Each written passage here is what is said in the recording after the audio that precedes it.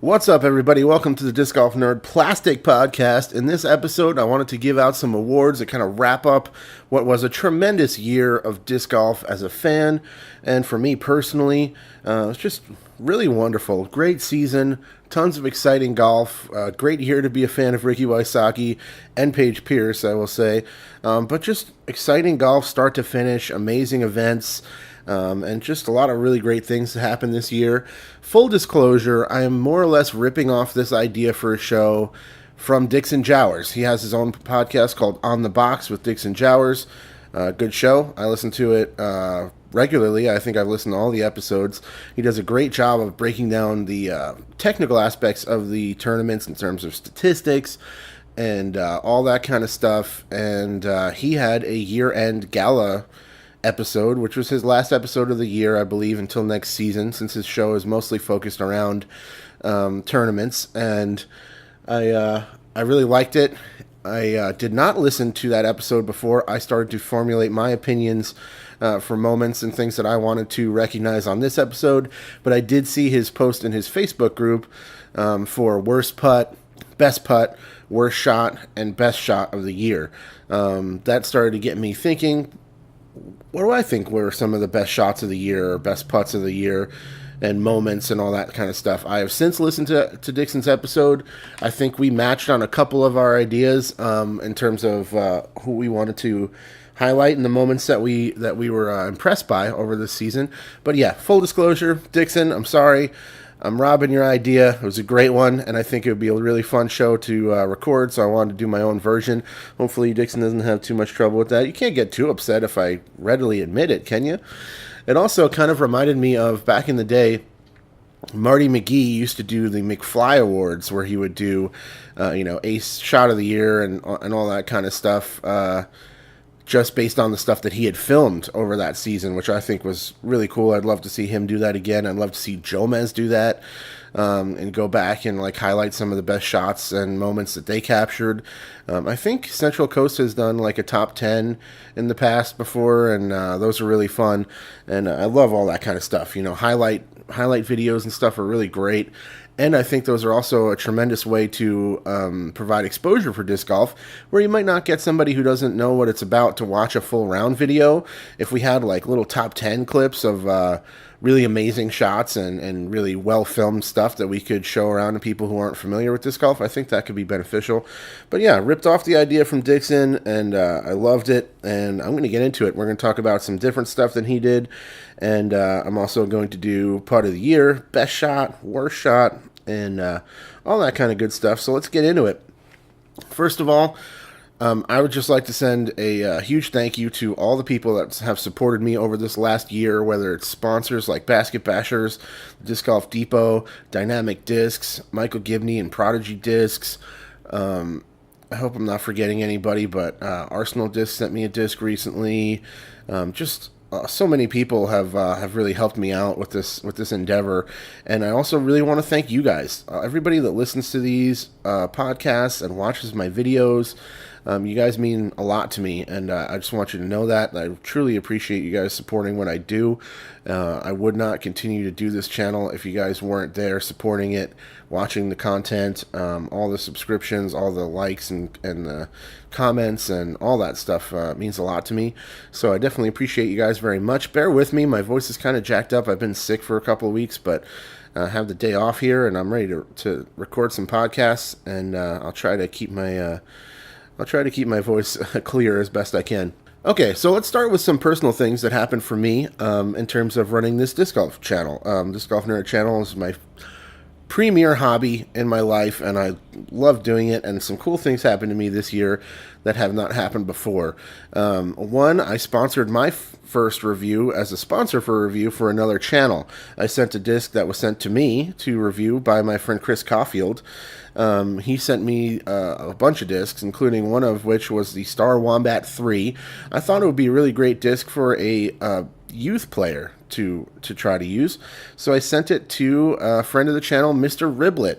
He and his friends, I believe his little brother and one of his friends, got out and did a field demo of the Star Wombat 3, and they put my logo in the video and they thanked me, and it just warmed my heart to see it. It was just absolutely adorable video, and it was really, really fun to watch. They threw some great shots. His friend, I'm spacing on her name. It's going to upset me now, but she threw her first 2 shots ever with a disc golf disc, I believe, and the first one was just beautiful. Wombat 3, just dead straight, little fade at the end, just like beautiful throw, and that was a really awesome moment. So I loved that. That was a really cool thing that happened for me this year. Shout out to Mr. Riblet again.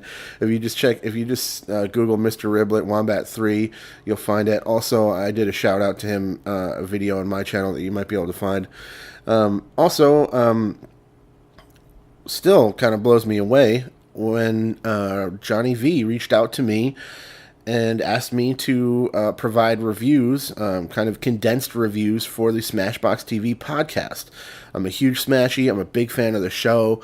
I watched it regularly. I still do. I'm there Tuesday night. If you guys want to come chat, come hang out for Smashbox.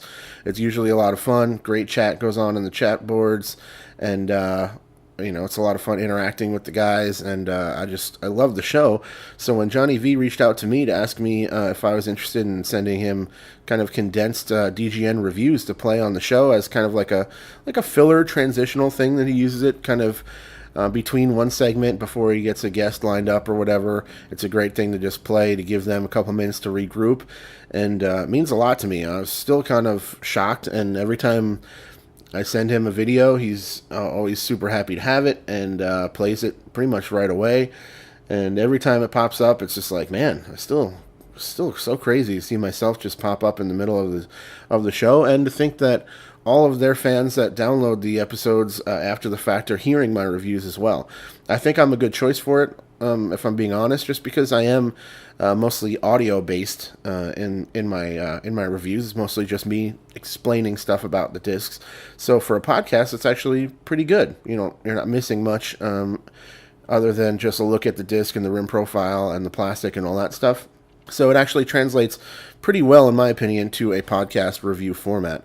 So that's amazing. And then finally, I wanted to just tell you guys that once again, it was an absolute dream come true to receive my Disc Golf Nerd Stamped custom discs. Another huge thank you to Chris Caulfield for his generosity in helping basically single-handedly making that a possibility for me, with the help of many of my viewers and my personal disc golf community supporting his effort to bring it all together and make it happen for me was just beyond touching, and it was a huge moment for me. It may not sound like that big of a deal, but it was an absolute dream come true to have my logo that Anthony Suarez from the Heiser Project helped me out with, and then to have that logo on discs, and to think about those discs are out there, and that there are people who support what I do so much that they want to have my disc in their bag. It means a lot to me, and it was a total dream come true, and personally one of the biggest moments of the year for me in terms of disc golf. And I truly appreciate everybody who reached out to me to get their hands on one of those. And if you have a Disc Golf Nerd stamp in your bag, that means a lot to me, and it's just a really cool moment. So thank you to everybody who helped make that happen. All right, so let's talk about my personal moment of the year as it pertains to on the disc golf course. Getting the custom stamp discs was probably the biggest moment overall for me for disc golf. The Smashbox was a huge thing for me as well.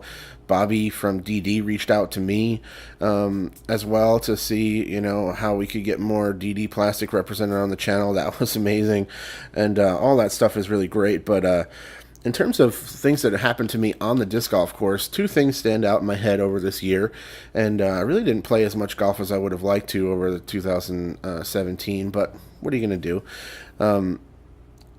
They both involved aces, and they both involved 2 aces during the same round. So the first one was just recently. I was out at Stub Stewart State Park. They just put in a brand new kind of short putter beginner course out there. It's a brand new 9-hole layout with some elevation, and it's a tremendous idea to put in a beginner course out there because there's 2 really phenomenal campgrounds there, and a lot of families camp there throughout the year.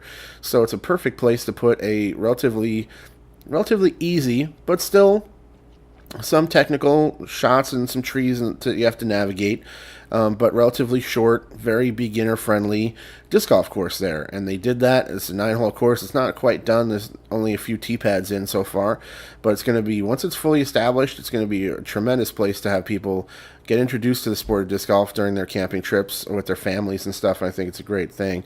But I was out there, just want to check out the new layout. It's just a putter shots. I threw a soft magnet, an Opto Pure, and I threw my Caltrop on a couple of shots. And other than that, I used my regular putters inside the circle. But very easy course, but still fun. And I got to hole 3. It's a short shot, but it's pretty severely downhill. And I love shots like that. I love floating a putter down the hill and trying to run the chains. It's just super fun. So I threw a soft magnet, and it's just stayed really straight and hit a tree close to the basket, and was a pretty easy birdie.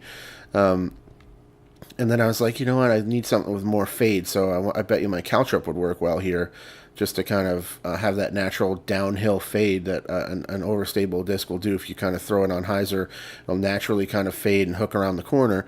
So I tried the Caltrop, and it was a perfect shot, splash straight in the center of the chains. Now that's cool, but I don't count that. I only count aces if they are on the drive that I'm going to be playing from. So if I throw one shot, I throw my first shot off the tee. That's the one I'm going to putt from. That's the one I'm going to throw my approach shot from. That's the one that counts if it goes in. If I throw 2, 3 more after that and they go in, I don't count that towards my ace count. It's a cool shot. It was fun, but it doesn't really count towards my overall ace count, which now stands at 4. Get to the next round. I play through again. I'm like, I'll play through another lap. It's just a little 9-hole course. That was fun. I get back to hole 3. I'm like, well, I know which disc to throw here, but I'm not gonna throw it in again. So I was kind of like, I know what to do, but what are the odds I'm gonna ace it again? Same soft Caltrop, first shot, boom, straight into the chains again. Maybe a little bit sharper angle, but I canned it again. So basically, I aced the hole on the back-to-back shots with the same discs. That's kind of cool. But since it was my first shot, it counts, and I finally broke my ace drought. It's been several years before that since I got one to stay in, and I've also hit chains and or basket at least 10 times between ace number 3 and ace number 4. No exaggeration. I must have hit basket or chains 10 times in between those times and just couldn't get anything to stay in. That was a cool moment for sure. Just feels great. Anybody who's got an ace, it's one of those feelings that'll just get you out there and just keep chasing those aces because it just feels so good. The next one was another double ace scenario, and this one involved 2 of my disc golf buddies. I was out with Zach, Andy, and my friend John Perrin. We played Horning's Hideout. We played through Canyon. I played terrible that round, but still had a good time for the most part. A couple good shots in there. Then we decided to play the short course, just have some fun, throw some putters around. It's actually quite similar to the mini course at Stubb Stewart, but it's a full 18 and maybe slightly longer on average, but not by much. Pretty similar overall. It's a great beginner course and a lot of fun to just run aces and shoot like 10 down on 10, 11 down, pretty easy, and it's a lot of fun. We get all the way through to hole 18. We've all taken several like really good ace runs at that point. And we get to hole 18. I think John was the first on the box. Throws a soft electron spin. I think it's definitely an electron spin. I'm not sure if it's soft or medium or whatever. And hyzer flips it, and it laser beams straight down the hill. It's a severely downhill shot. It's a really fun ace to get and watch to go in because it's just super downhill. He runs it, boom, right in the chains. We're all stoked, kind of jumping up and down and having a great time with that. And then Andy, I believe, was next to throw. He steps up. He throws a soft challenge or a Pro D Challenger, hits the tree off to the right hand side of the basket, and it beelines on a 45-degree angle and just goes straight into the bottom of the bucket. We got down there. They were actually laying on top of each other in the basket, which was hilarious and really funny. And just a really cool moment. Me and Zach both threw putters as well and took a really good chance of going. We basically, all of us gave it an ace run. They were all high enough and had enough angle to go in, but just not quite. I think Zach came real close. I gave it a chance. We were calling for him to get in. good runs, but still got 2 on the card, and it was a really amazing way to finish a fun round of disc golf. So that was a cool moment for sure. See a picture of those 2 gentlemen with their ace discs on my Instagram if you want to. So now let's get into the professional side of things and start giving out some DGN awards for the year 2017 for the Professional Disc Golf Association season. Man, so much great stuff happened, and a bunch of amazing moments occurred, and this might be a long episode, by the way, but you guys are going to have to stick with me. We're going deep here, because I'm not going to cut this up. We're going to get in all these different things. All right, first of all, there's one more personal one. My disc of the year. Now, you guys know that I've reviewed a tremendous amount of plastic. I have more disc golf reviews posted on YouTube than anyone else in the world, and I've tested an incredible amount of plastic over the years. I have like 165 reviews posted. I have at least 20 discs in my testing queue right now that I have not tested, I have not reviewed yet, and I have tested many other ones that have either was before I did reviews or didn't make it to review for a number of reasons. So I'm in an interesting position to kind of weigh in on plastic, and I try to give you guys the best advice I can in terms of recommendations and stuff, but I was starting to think, like, what would be my disc of the year? What's the one that really stands out for me out of all the ones that were released this year that I have tested? All the ones that have made it into my bag that were released this year so far are Latitude 64. The Caltrup has been working out great. The Anchor is a nice, very useful mid-range for me, but the more I thought about it, the more I feel like there's only one clear choice, and it's the Latitude 64 Gobi. I absolutely love the Gobi. It's just a phenomenal flyer. It kind of layers very nicely with the Anchor and the Compass. The Compass is slower, and it seems to actually hold release angles just a hair more true, so it kind of just flies exactly how you release it, where the Gobi has a little bit of flip up and ride to it, but it just goes so straight, really far flying mid-range. It's almost as far flying as a driver, great glide, and it's not really understable. It's something that you can throw with a little hyzer, get it to stand up and carry a really flat, straight, beautiful flight. You can throw turnovers with it as well. If you keep it on hyzer throughout the throw and follow through on that angle, it will hold a hyzer as well. It's not my first choice for that, but it's just a tremendous, super versatile flyer. If I had to play a one-disc round, it would be a real hard choice between the Gobi and a Compass. If it was a really short course, it would be a putter, but anything above that, it would be either the Gobi or the Compass, because they're just both so versatile. But the Gobi just has that little bit farther, a little bit faster, a little more low profile, and it's a tremendous disc. Disc of the year is Latitude 64 Gobi. So many other great plastic, so much other great plastic that I've tested over the year, but that one really stands out in my mind. So, event of the year. Let's go to event of the year. Perhaps it was somewhat recent, and therefore it's just standing out in my mind, but I really have to give it up to, I'm going to click over here, to the Ed Hedrick Disc Golf Hall of Fame Classic. It was the National Tour finale in Georgia at the International Disc Golf Center, the home of the Hall of Fame for disc golf.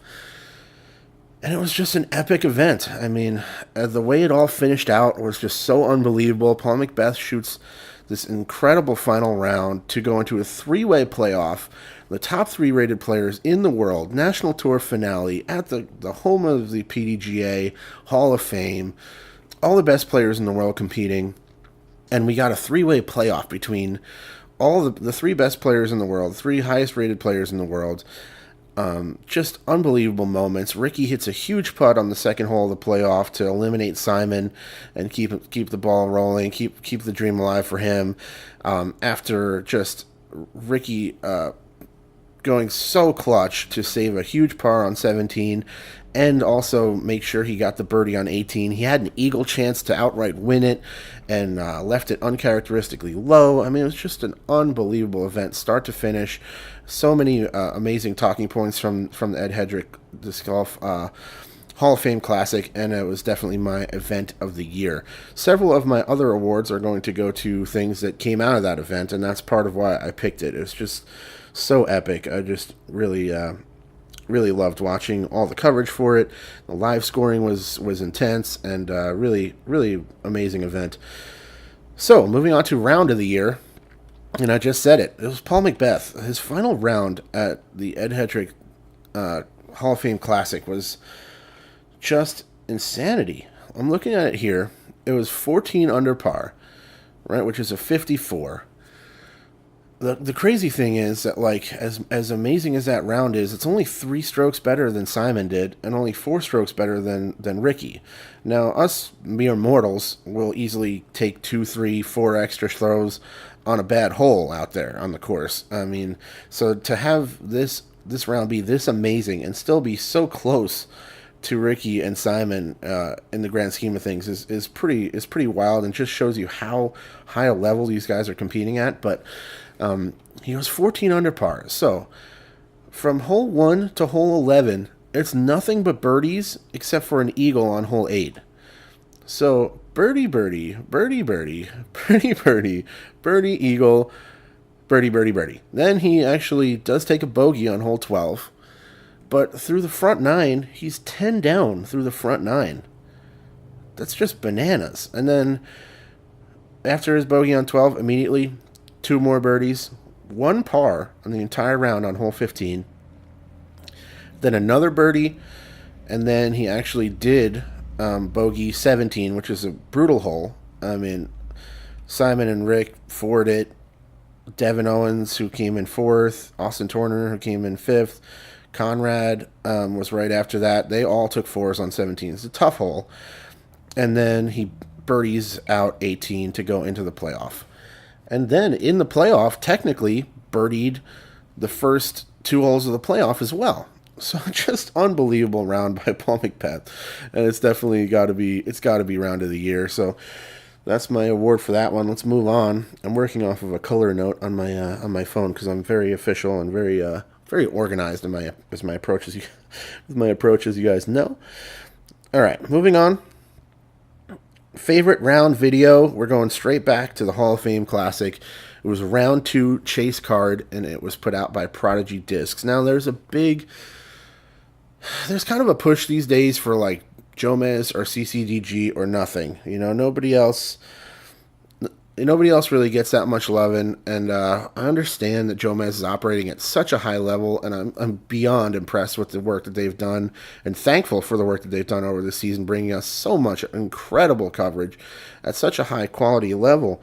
But I still have a lot of love for Marty McGee, and this video from the round 2 chase card on the Prodigy Disc channel, filmed by Marty McGee, is just one of the most epic videos of the year. A few things why I really like this video. One, the card is awesome. It's Ricky, Devin Owens, Zach Melton, and Austin Turner. They're playing phenomenal golf. There's a lot of camaraderie. And since there's no commentary, and since Marty has such a great microphone on his camera, you can hear all the player banter, the chains. When he's in the middle of the fairway, you can hear the discs like flying overhead. And it just makes you feel like you're in the woods with them. You know, if you put on a good pair of headphones and sit and watch that on a good, HD TV, or my HD TV is crap. It's old and not good at all, and it still looks amazing. Man, just a phenomenal capture of a round. It makes you feel like you were there, like almost like you were caddying for somebody, or you're just in the gallery. You're in that environment, and you really feel like you were there, and it's just immersive, and I love that video. So that's my favorite round coverage video of the year. I mean, I could have mentioned a million other ones. There's been so much great action, and again, Jomez and CCDG, Prodigy, they've all done tremendous work this season, bringing us so much great golf. But that one really stands out in my head as just one that I deeply enjoyed watching. All right, moving on. Okay, let's see, where do I want to go next? Let's go to Upshot of the Year. Now I can click over. I have all of these brought up, so I can give you timestamps, unless my computer totally freezes during this, so hopefully that doesn't happen. Upshot of the year goes to Ricky Wysocki. Now, my friend Andy, the other day on a live stream, kind of accused me of, when I mentioned doing this episode, he's basically accusing me of, I'm just going to give every moment to Ricky. All the best shots and all that stuff is going to go to Ricky. And he's not too far off. But I'm not doing this just because I'm a fan of Ricky, but these moments are why I'm a fan of Ricky. And I think they're also pretty justified. All this stuff is super subjective, and I could have gone in a million different directions. There's been unbelievable shots all season long, but this is one that stands out for me. It's an upshot. It is at the PDGA Professional World Championships final 9 of the 18-hole round. So it's the end of it's right towards the end of the event. Hole 11. It's a par 4 at 704 feet. On the coverage, they're talking about just how brutal this hole is. And at about 5 minutes and 50 seconds, Ricky steps up and throws this giant forehand spike shot. It's like a forehand spike hyzer up over the top of everything, completely blind. There's no way you could ever see where the basket is. And it comes down, he almost dunks it, and he puts it to within like 5 feet for the birdie. It's just the most outrageous shot, more or less clinching what was almost already a foregone conclusion that Ricky would go on to win his second World Championship. So that's my upshot of the year. Again, a ton of amazing shots and moments that could have been I could have showcased here, but that's one that really stands out to me in my mind. So yeah. It's on Jomez, 2017 PDGA Pro Worlds, Final 9, Wysocki, Lazat, McRae, and Hamas, and it's hole 11 on the par 4, Ricky's second shot. Okay, I can close that one and move on. Scramble of the year, we're also going back to the Hall of Fame Classic, and we're also going back to Ricky. This is hole 17. It's a par 4. It's a brutal hole. We just talked about how nobody else got the birdie on this out of the top like 6 to 8 players. Who, top finishers at the event. Ricky's first shot comes in at around 25 minutes and 10 seconds into the video. It is the Hall of Fame Classic final round, back 9. He shanks it, leaves it way inside on the left-hand side on the forehand, hits a very early tree, and he's in terrible shape. Now, the reason this one really stands out in my mind is because Paul had just shot this unbelievable round. Simon had also, I believe, gotten into the clubhouse ahead of Ricky. Ricky's kind of behind them now. He knows that he needs to par 17 and get a birdie on 18 to go into the playoff. If he could have thrown a good drive and somehow birdied 17 and birdied 18, which is pretty doable, everybody got that up in the top 10, he could have outright won it. He throws a terrible shot off the tee, but then manages to throw this gigantic shot, gets him way up the hill to the point where he can then throw a harp, forehand upshot, get up and down to save par from a horrible position on an incredibly difficult, extremely technical uphill par 4, hole 17, with all the pressure of knowing that he needs to get that par. He gets it. And then he goes on to birdie hole 18, go into the playoff, and also win. So part of the reason why this is the one that I picked is that it was such a huge moment. And this big event to close out the National Tour finale. Just a huge moment and an unbelievable scramble to get up and down. So I give that one to Rick for sure. Let's talk about some stuff that you don't want to win. These are a couple awards that you're not stoked to win. Big hug goes out to both of these gentlemen. All right, let's talk about it. Worst putt of the year. Now, Dixon had his own thoughts on this, and he went with Simon Lazat's blow up in Arkansas when he 4-putted en route to losing to Ricky after Ricky almost threw away a gigantic lead at that event, but managed to hold him off after Simon kind of just imploded on himself and 4-putted, or at least 3-putted, from a very, very easy position. I'm going to go with a suggestion from Anthony. Anthony from DD posted on Dixon's post. I see what you're saying, but for me, it's Big Germ, glass blown open, round 2, hole 18, and it's not even close. I got to agree with Anthony. He's spot on. This is the one. It's 22 minutes into or 23 minutes into the Glass Blown Open Round 2 Part 2 video from Central Coast Disc Golf.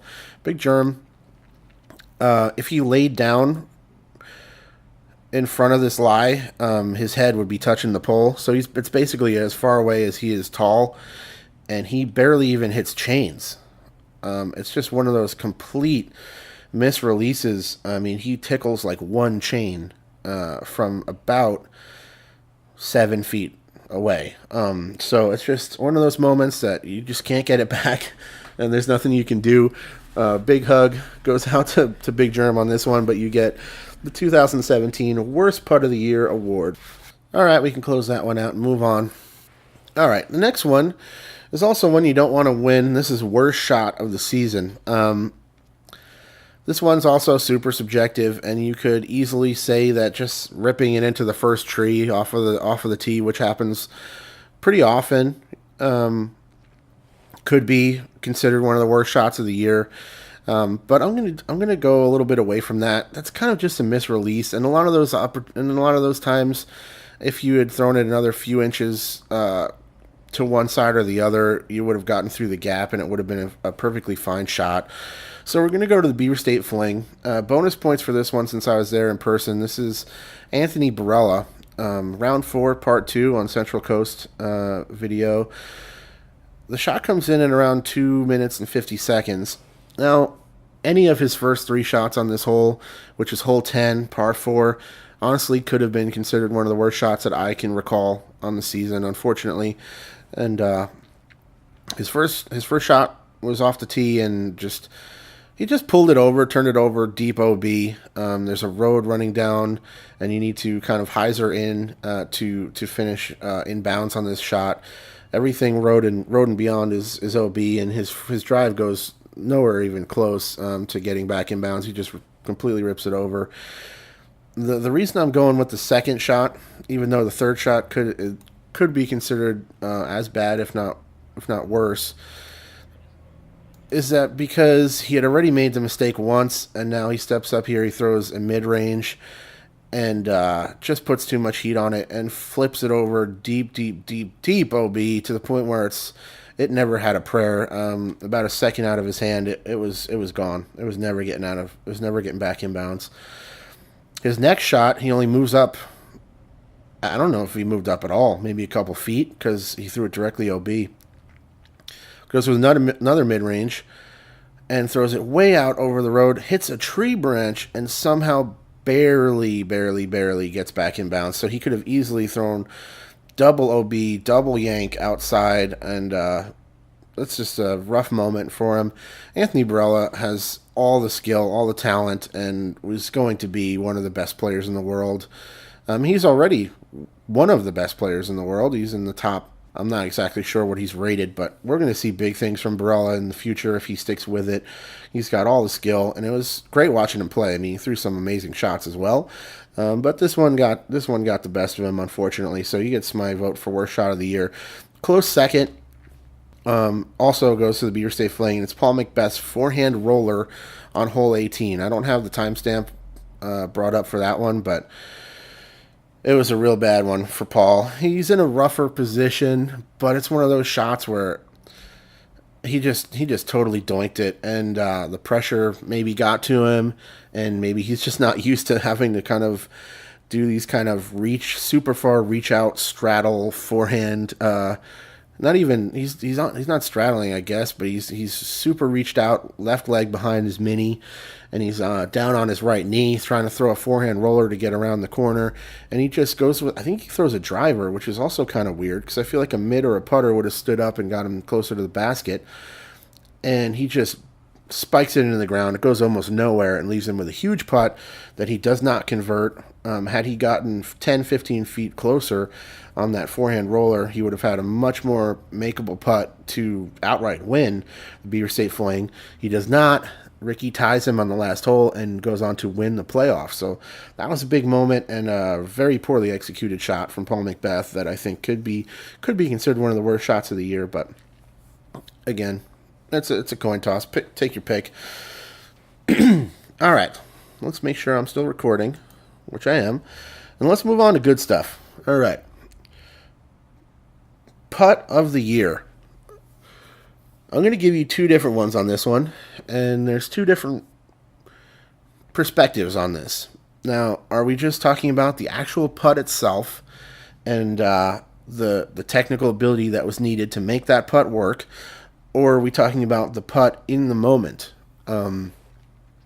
Depending on your perspective on that, I have two different options. The first one is Paul McBeth from the Australian Open, final round, hole 16. This is an unforgettable putt of just ridiculous. Downhill for eagle, extremely far away. I mean, I couldn't even guess how far away he is. He barely does anything. He just kind of putts it. He does a little jump putt, and he hangs it out wide enough to let the natural slope carry it down towards the basket, spikes it in for the eagle on this long par 5, and it's an unreal putt. I mean, the thing is ridiculous, and it's definitely got to be one of the best putts of the year. The only reason I'm not sure I want to outright give it the win is that he was not going to win the event, and so he could kind of run at it and be aggressive, and if he blew past it and missed a comebacker, it really wasn't going to matter. It was a 2-horse race between Eagle and Rick. So it was a great putt, but in the moment, I'm not sure how significant it was. The other one that stands out in my mind, other than the one that Ricky hit during the finals or the playoff of the Hall of Fame Classic, was back at the Beaver State Fling. This one was at hole 9, the genius hole for eagle.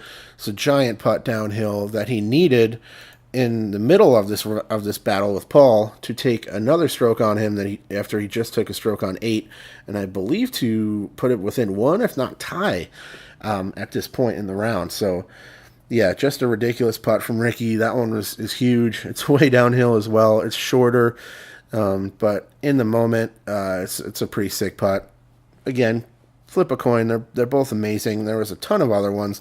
The one that Dixon picked was from the Waco Charity Open from Simon. That was unbelievable as well. And yeah, it's been so many great ones. So who really knows? But that's what really stood out for me. Okay, best shot of the year. This is going to be a drive, and we're going to Simon Lizotte. This one is at the Glass Blown Open, round 2, part 1 on Central Coast Video. The shot comes in at around 25 minutes and 10 seconds in. Simon Lizotte, from the tee on a par 4 that's listed as 726 feet. Now, I don't know. I don't think the route he flew was really carried that distance exactly, but I mean, it must have been over 6. I couldn't even guess how far this drive is, but it's absolutely bonkers. Simon is also infuriating because he runs a little bit faster into it and just throws it, and it doesn't even really look like he's trying that hard. And he turns it over, and it flies this enormous route, and we're not talking like he got close enough to run a long putt for the eagle, or he put it within 60 and hit a nice 2 putt. We're talking about he parked the shot. I mean, it's downhill. In the video, you can see Big Germ reacting by putting both hands on his head, kind of knocking his hat back off of his head, and just absolute disbelief at what just happened. He puts it within 15 feet of the basket. I mean, as though somebody was just throwing like a little mid-range 225, 250 on a little par 3, and just absolutely parks it on a 725-foot par 4. I don't think there's even a close second in terms of amazing shots off the tee this season. Just beyond incredible. It's, again, subjective as to what you're impressed by, whether it's distance or driving or really amazing technical approachability or anything like that. But that's my vote for best shot of the year for sure. Man, Simon, he just does things that nobody else can do. That's just all there is to it. All right, moving on from there, let's talk about my player of the year.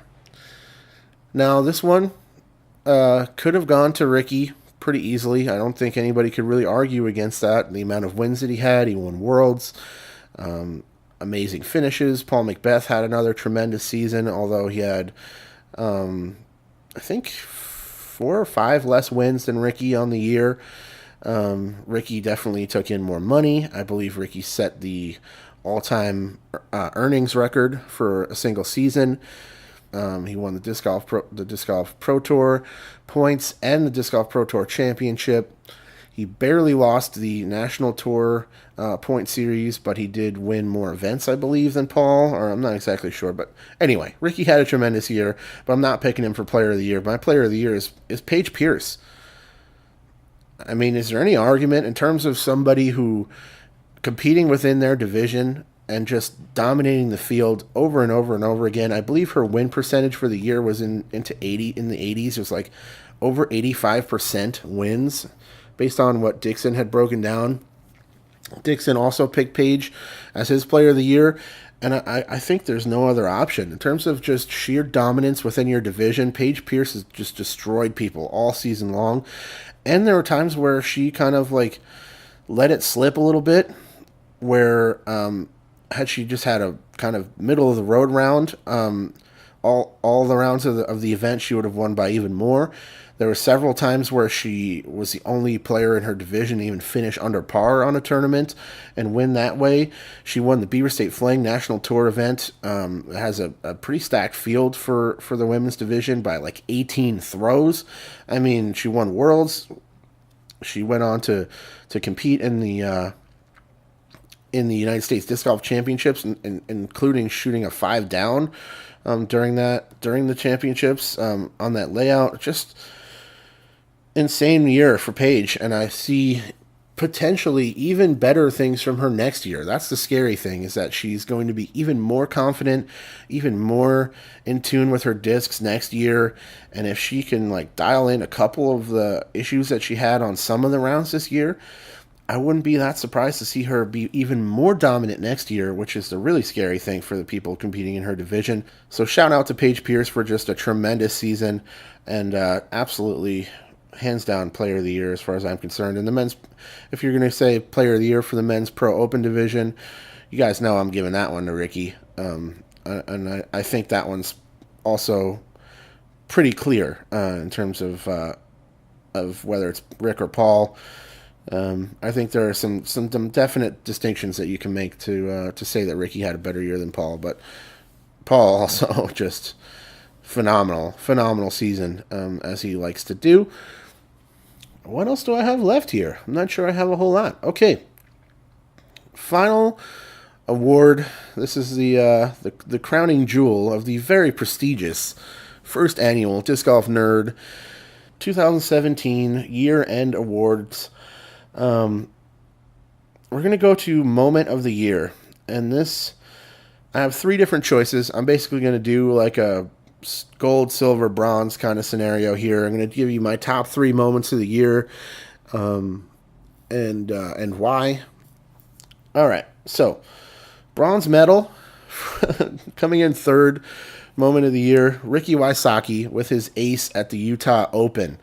The reason this was so cool is that he was battling with Josh Anthon. There was only 1 stroke between them going into the final hole. It's a very technical shot, even though it's quite short. Ricky easily could have thrown his shot another few inches higher or lower, hit the basket, and almost certainly would have rolled down into the drink and could have easily lost the event had that happened. But instead, he decides to take a forehand harp and just dunk it in the basket for the win and just walk off ace. I mean, has that ever happened in disc golf before? Let alone at a Pro Tour event, huge field, stacked field, in the middle of a battle with somebody who had great events over the season, a total veteran who's been there before and won some big events. Josh Anthon has competed at a very high level. He's back, and he's battling with Ricky. They're within 1 stroke, and they're going into that last hole. Josh had birdied it like every round. He still birdied it in the last round, I believe, even though he had a huge death putt. Just no worries. I'm just going to splash this in, looking right at the lake, downhill from like 40, whatever. No sweat. I'll just put that in for you. But yeah, Ricky just shuts the door. I mean, to go into the final shot of the round of the event and just go ahead and spike it in the bucket to put it to bed right there, it was just such a cool moment, and easily could have been shot of the year as well, just in context, and just ridiculous. That was so cool. I was watching it live, and when Terry Miller just went bananas, and it was just such a cool moment. And I am still bitter that ESPN snubbed Ricky and did not show that on SportsCenter. That was the most ridiculous snub of disc golf ever. So frustrating, but it's not about that. Enough of the negativity. Who cares about ESPN? They'll be gone in another 5 years anyway, unless they transition fully into a internet-based thing. TV's on its way out anyway. They're a dinosaur. Whatever. Who cares, ESPN? Nobody likes you anyway. I'm not still bitter about it. No, I am. All right. Silver medal goes to Nate Doss for winning the Green Mountain Championships. I don't think there was a single disc golfer in the world that was truly upset to see Nate Doss take down the Green Mountain. He's such a well-liked guy. He's a Discraft player. It's a Discraft event. He was there doing a collaboration beer with Bevel Brewing, which is his company. He started with Val Jenkins, his wife. They're both extremely well-liked, very nice, amazing ambassadors for our sport. Nate Doss, I've never heard a bad word said about the guy. Throws the most boring bag setup in the world. He's been there forever. Multiple-time world championship winner, world champion 3 different times, and he's just a pillar of our sport. And to see him come back after many years without a big win and take it down against top competition, beating Michael Johansson, Kale LaVisca, Ricky Wysocki, and all the other amazing players that are out this huge, prestigious event, Disc Golf Pro Tour event. Just an awesome moment to see Nate tap that in, get his interview with Terry, and be crowned champion of the Disc Golf Pro Tour event, the Green Mountain Championships. It was just a really cool moment, and you got to give some love to Nate Doss with the silver medal for just a really great moment this year. And finally, actually should be able to keep this well within an hour, so that's kind of cool. The moment of the year, the one that really stands out, and I think is kind of indisputable almost in a way, that it was just such a big deal and a really great thing to see. It's going to another Nate, and we're talking about Nate Sexton taking down the United States Disc Golf Championships.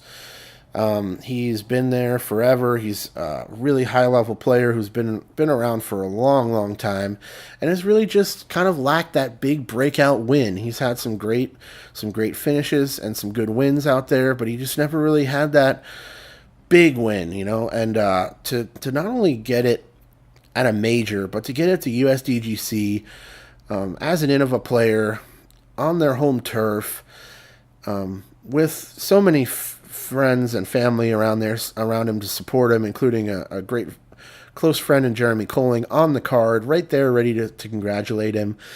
Gets all the love and the smiles from Ricky and Jeremy Colling. Philo is right there. They kind of embrace him right after he lays up and taps in for the win.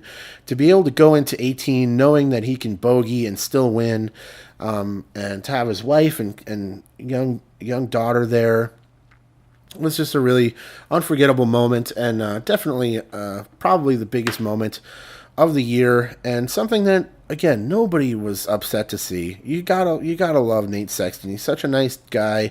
He's done such great work on Jomez, and I think he's really endeared himself to the disc golf community with his work doing the Champs vs. Chumps videos, in traveling with Paul and becoming more of a household name, and also just his amazing commentary that he does for various folks, and most notably Jomez.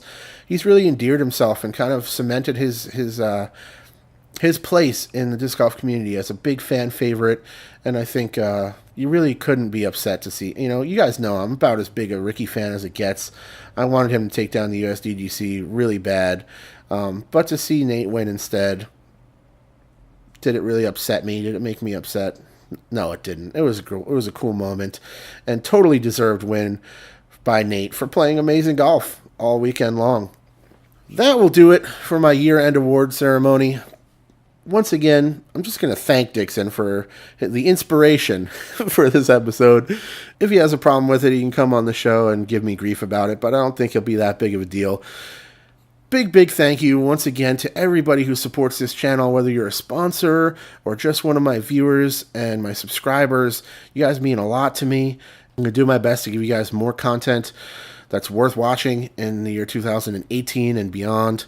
much love to everybody out there. Hopefully I didn't get too nasally for you guys at the end there. My voice is starting to give out on me. But I appreciate you guys listening. And here's to another tremendous season to come in 2018. I see bigger and better things for the sport of disc golf, and it's amazing to be a part of it. And I just love it. I love disc golf. I love you guys. I'll check you all very soon. Cheers.